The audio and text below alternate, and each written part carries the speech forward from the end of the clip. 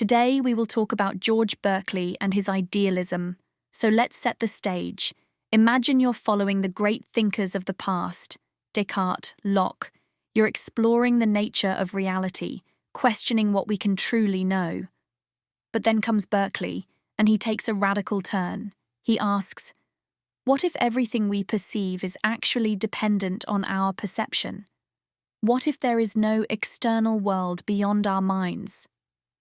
To fully understand Berkeley's position, let's look at Locke's idea of primary and secondary qualities. Locke believed that objects have primary qualities, things like size, shape, and motion, that exist independently of the observer. Then there are secondary qualities, like color, taste, and sound, that exist only because we perceive them. But Berkeley wasn't convinced.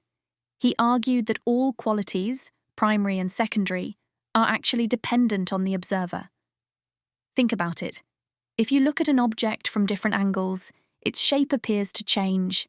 If you move closer or farther away, its size seems different.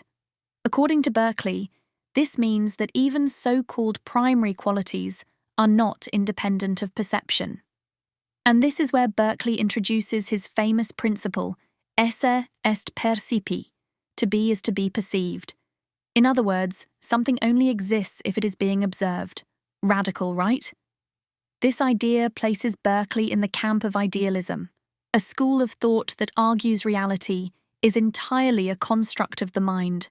Unlike rationalists like Descartes or empiricists like Locke, Berkeley suggests that the external world has no independent existence beyond our perception of it. Now, this may sound fascinating, but it also raises serious questions. If everything exists only in our minds, then what happens when we're not looking? Does the world simply vanish? Berkeley's answer? No, because there is always one omnipresent observer, God. According to Berkeley, God perceives everything at all times, ensuring the continued existence of the world. But here's the real challenge. If Berkeley is right, what does that mean for science? Science is based on the assumption that there is an objective reality to study.